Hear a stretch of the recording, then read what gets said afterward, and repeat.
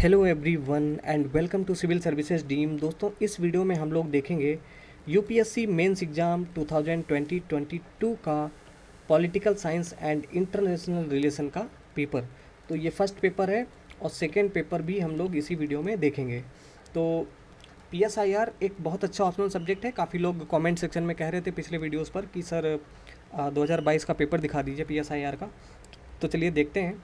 देखने के अलावा अगर आप इसको डाउनलोड करना चाहते हैं इसकी पीडीएफ तो टेलीग्राम से डाउनलोड कर सकते हो, नीचे डिस्क्रिप्शन में लिंक दी हुई है। ठीक है दोस्तों, तो पीएसआईआर एक बहुत अच्छा ऑप्शनल सब्जेक्ट है, काफ़ी लोग इसको चूज़ करते हैं। स्कोरिंग सब्जेक्ट भी है, आपको जीएस में भी सपोर्ट करता है, जैसे कि जीएस के सेकंड पेपर में भी आपको सपोर्ट करता है। ठीक है, और भी कई जगह सपोर्ट करता है। तो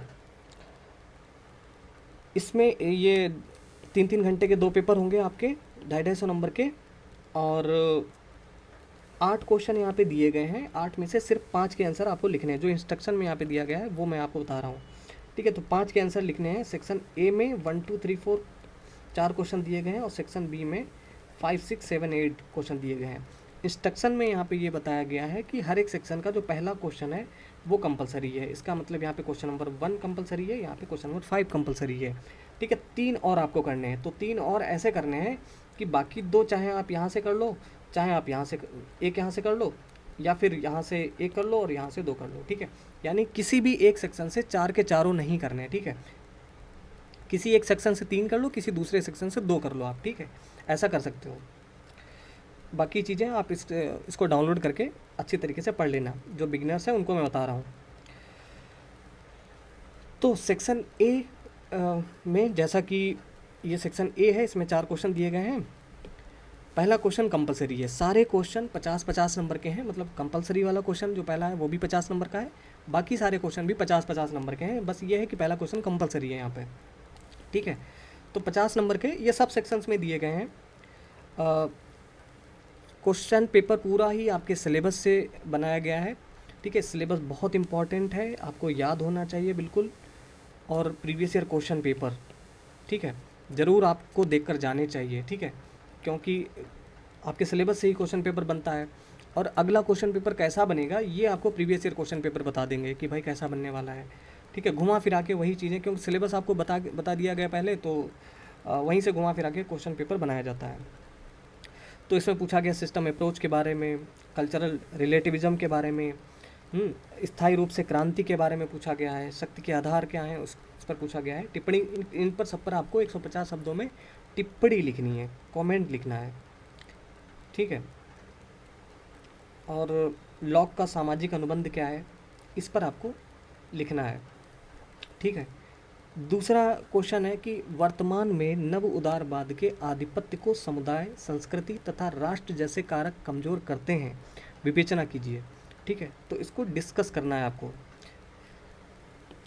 दूसरा यहाँ पे पूछा गया बी, संपत्ति की समानता शक्ति की समानता का कारण है तथा शक्ति की समानता स्वतंत्रता है, टिप्पणी कीजिए। ठीक है, तो पॉलिटिकल साइंस में कैसे क्वेश्चन पूछे जाते हैं, जिन्होंने अभी चूज़ नहीं किया है, सोच रहे हैं कि भाई पॉलिटिकल साइंस लेना चाहते हैं, तो देख लो ऐसे क्वेश्चन भी पूछे जाते हैं यहाँ पे। ठीक है, इसके बाद जो है पूछा गया है कि लोकतंत्र का अभिजन सिद्धांत लोगों के शासन के रूप में लोकतंत्र की संभावना को नकारता है, स्पष्ट कीजिए। ठीक है, तो ये क्वेश्चन नंबर 2 था। इसके बाद क्वेश्चन नंबर 3 है, समकालीन राजनीति में राज्य के उत्तरवादी राजनीति समकालीन राजनीति में राज्य के उदारवादी सिद्धांत का परीक्षण कीजिए।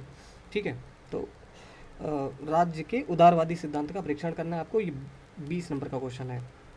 उसके बाद है मानवाधिकार जटिल और विवादित सामाजिक प्रथा है जो व्यक्तियों, समाज और राज्य के बीच संबंधों को सुव्यवस्थित करता है, टिप्पणी कीजिए। ठीक है, तो इस पर आपको कमेंट लिखना है, टिप्पणी करनी है।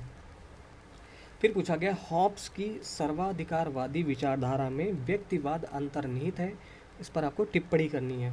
15 नंबर का पूछा गया है। फिर क्वेश्चन नंबर 4 है, डॉक्टर अंबेडकर के सामाजिक न्याय की अवधारणा समतावादी न्याय की ओर ले जाती है। इसकी तुलना में रॉल्स के निष्पक्षता के रूप में न्याय का उद्देश्य शुद्ध प्रक्रियात्मक न्याय है, टिप्पणी कीजिए।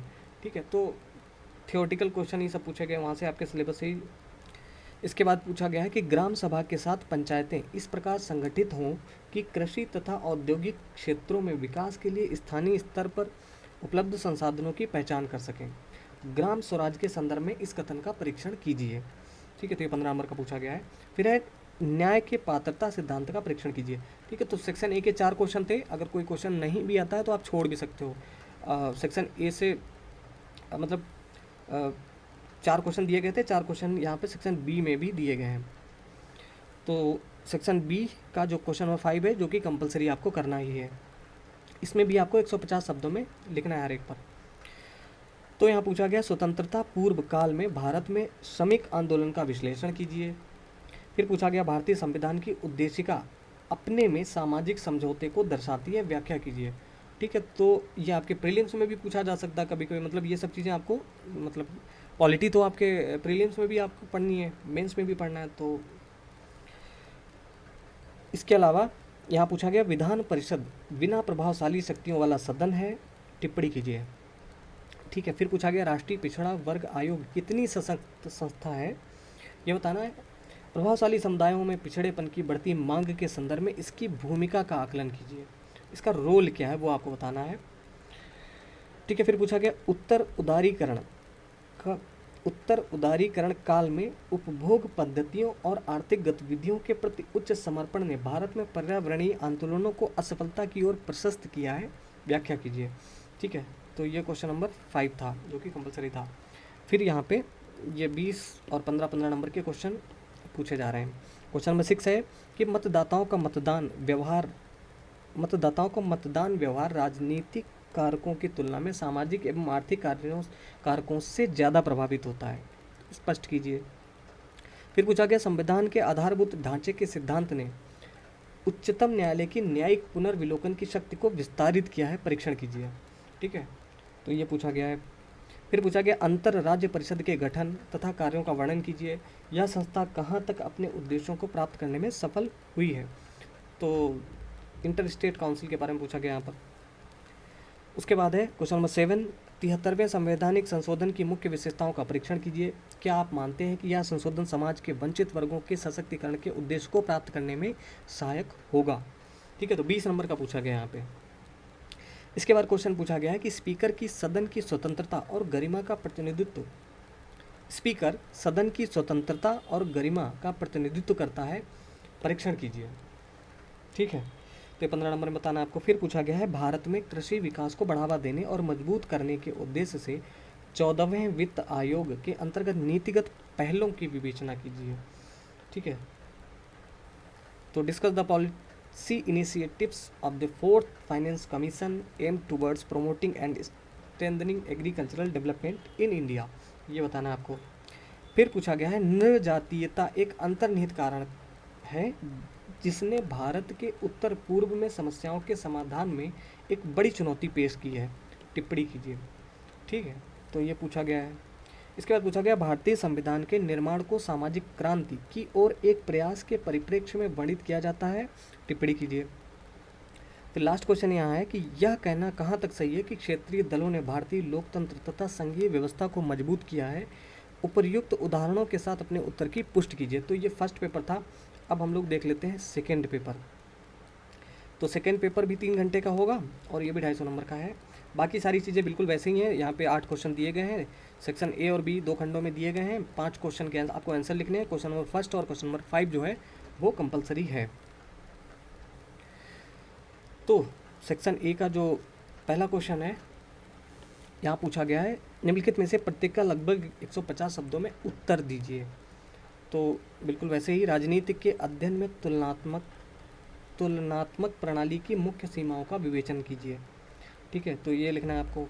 फिर पूछा गया वैश्वीकरण के दौर में विकासशील राष्ट्रों को किस तरह की मुख्य चुनौतियों का सामना करना पड़ रहा है, तो पढ़ रहा है। ठीक है, तो करंट अफेयर्स से रिलेट करके आपको आंसर लिखना होगा। फिर पूछा गया अंतर्राष्ट्रीय राजनीति के अध्ययन में मार्क्सवादी तथा यथार्थवादी दृष्टिकोणों के बीच की समानताओं का विवेचन कीजिए। ठीक है, ये था फर्स्ट क्वेश्चन का सी। फिर है डी, विश्व की द्विध्रुवी संरचना बहुध्रुवी की अपेक्षा ज़्यादा स्थिर होती है, टिप्पणी करनी है आपको। Bipolar structure of the world is more stable then the multipolar one. इस पर आपको कमेंट लिखना है, ठीक है।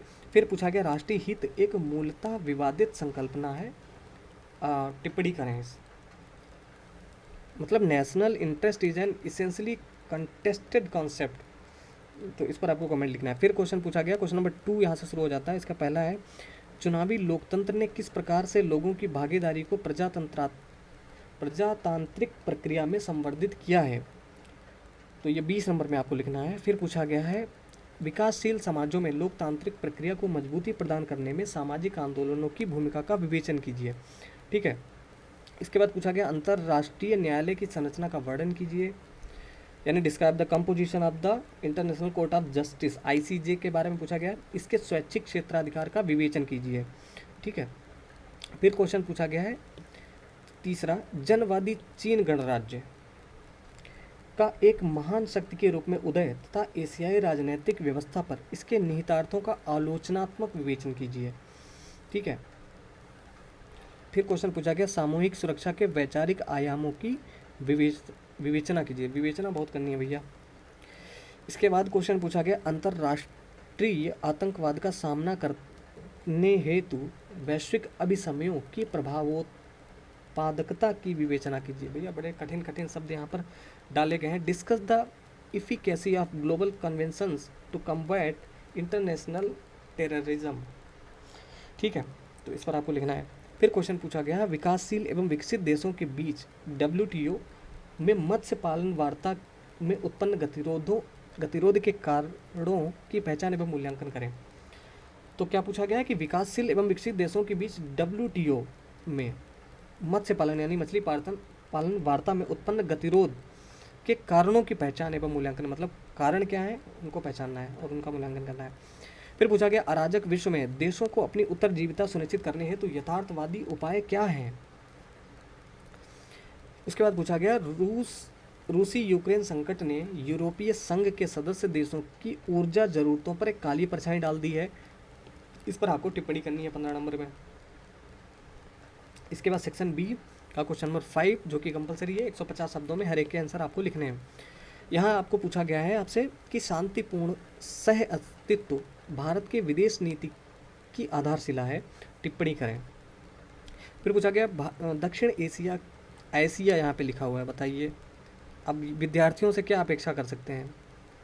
एशिया को एशिया लिख दिया यहाँ पे, ठीक है, ऐसे लिखा जाता है एशिया, मतलब सबको पता होगा, लेकिन बताइए यूपीएससी ये गलतियाँ कर रहे हैं माध्यम के साथ में।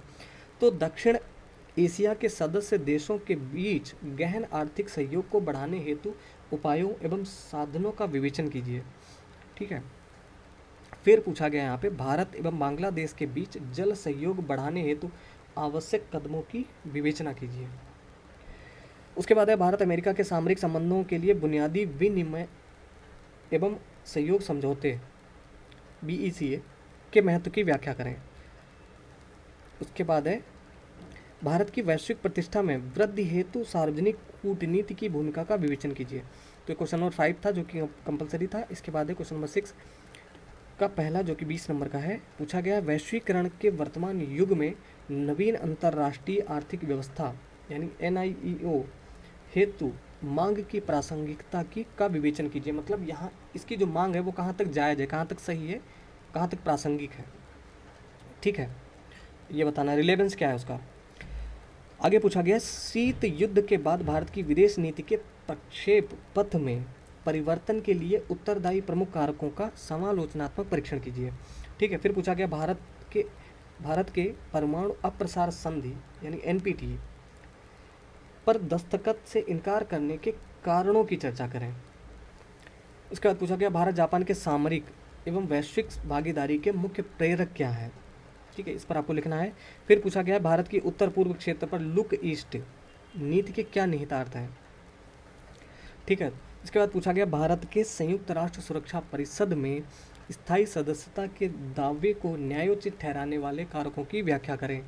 ये 15 नंबर का यहाँ पूछा गया है। इसके बाद लास्ट क्वेश्चन नंबर 8वां है। यहाँ पर पूछा गया भारत इजराइल का द्विपक्षीय संबंध किस प्रकार से भारत की विदेश नीति रुचियों की स्वायत्तता को परिलक्षित करता है, ठीक है। फिर पूछा गया भारत के उत्तर पूर्व क्षेत्र में गैर कानूनी सीमा पर प्रवसन के परिणामों का विवेचन कीजिए। और लास्ट क्वेश्चन है 21वीं शताब्दी में नवीन विश्व व्यवस्था के बारे में भारत के दृष्टिकोण की विवेचना कीजिए। ठीक है, तो भैया क्वेश्चन पेपर हम लोगों ने देख लिया है। काफ़ी लोग जानना चाहते थे कि कैसा पेपर इस साल पूछा गया, तो देख लिया होगा आपने। इसके अलावा जो लोग डाउनलोड करके देखना चाहते हैं, नीचे डिस्क्रिप्शन में इसकी PDF की लिंक दी हुई है, टेलीग्राम चैनल से जाकर आप इसको डाउनलोड भी कर सकते हैं। कोई और पेपर अगर आप देखना चाहते हैं तो वो आप हमें कमेंट सेक्शन में बता सकते हैं। ठीक है, तो दोस्तों इस वीडियो में इतना ही, जल्दी मिलते हैं अगले वीडियो में, तब तक के लिए नमस्कार, जय हिंद।